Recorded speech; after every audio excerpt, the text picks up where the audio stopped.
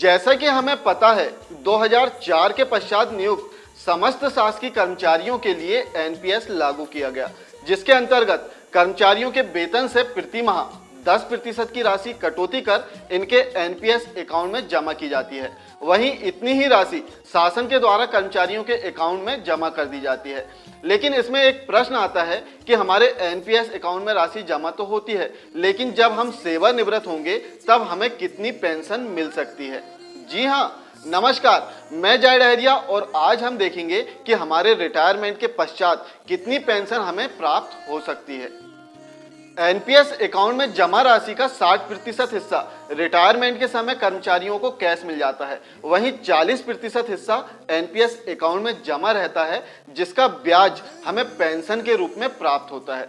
तो आइए देखते हैं कि हमारे एनपीएस अकाउंट में जमा राशि के आधार पर हमें कितनी पेंशन मिल सकती है। देखते हैं स्क्रीन पर।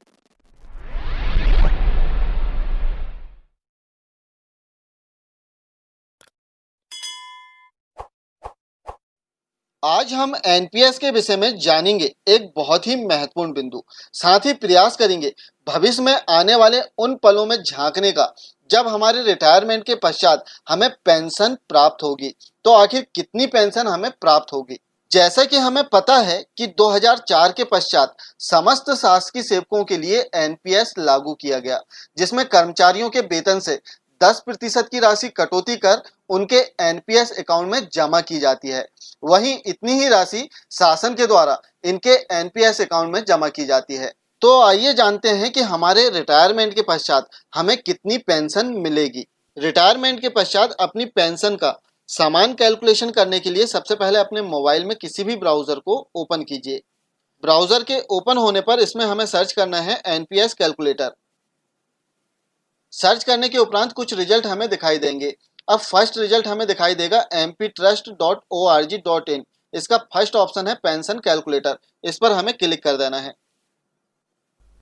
क्लिक करने पर कुछ इस प्रकार का इंटरफेस हमें दिखाई देगा। अब स्क्रीन को थोड़ा नीचे स्क्रॉल डाउन करना है और हम देखेंगे कि कुछ ऑप्शन हमें दिखाई दे रहे हैं। इसमें सबसे पहला ऑप्शन हमें दिखाई दे रहा है माय डेट ऑफ बर्थ।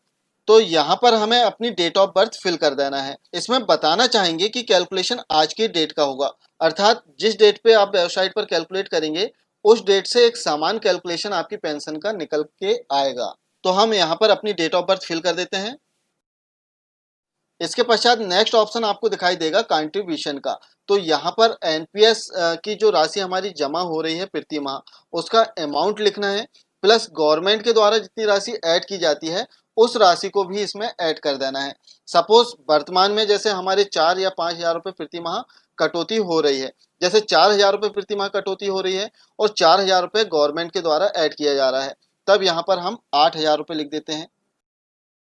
इसके पश्चात नेक्स्ट ऑप्शन कि कितने वर्ष तक आपकी एनपीएस की राशि जमा होगी। तो यहाँ पर 21 वर्ष आ रहा है। जैसे डेट ऑफ बर्थ यहाँ पर हमने फिल किया, वर्तमान में एज 39 ईयर, तो 21 वर्ष हमारे एनपीएस की राशि जमा होगी, अर्थात आज की डेट में कैलकुलेशन हो रहा है। इसके पश्चात next option my expectation of return on investment.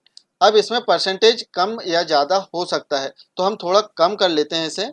Suppose 9% हमने यहाँ पर कर दिया। अब लास्ट में हम ऑप्शन देखेंगे एन्युटी रेट। इसका परसेंटेज भी कम ज़्यादा होते रहता है, तो हम इसको भी थोड़ा कम कर देते हैं। सपोज 5% हमने कर दिया।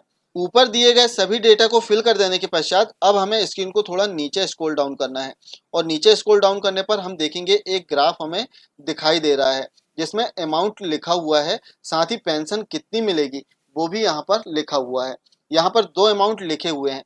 जैसे कि हमें पता है कि हमारे एनपीएस अकाउंट में जमा राशि का 60% हिस्सा हमारे रिटायरमेंट के समय हमें प्राप्त हो जाता है। वहीं 40% अमाउंट हमारा बैंक में जमा रहता है, जिसका ब्याज हमें पेंशन के रूप में प्राप्त होता है। तो यहाँ पर 60% हिस्सा 35,93,375 रुपये रिटायरमेंट के समय हमें कैश मिल जाएगा। वहीं 40% हिस्सा 23,95,583 रुपये जमा रहेगा, जिसका ब्याज हमें पेंशन के रूप में प्राप्त होगा और वो राशि हमें प्रति माह जो मिलेगी वो होगी 9,982 रुपये।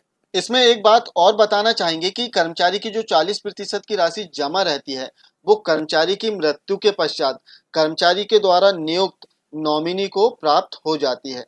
अब आप यहाँ से कल्पना कर सकते हैं कि आज से 21 साल बाद आपको 9,982 रुपये पेंशन प्राप्त होगी, जबकि यदि वर्तमान से कल्पना करें आप, तो वर्तमान में प्रति माह आपको 40 से 45,000 रुपये प्रति माह वेतन प्राप्त होता होगा। तो आज से 21 वर्ष बाद आपको मात्र 9,000 रुपये की पेंशन प्राप्त होगी।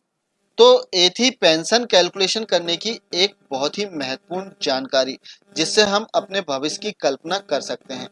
वीडियो कैसा लगा कृपया कमेंट्स कर अपने सुझाव जरूर दें। साथ ही चैनल को सब्सक्राइब करना ना भूलें। Thank you.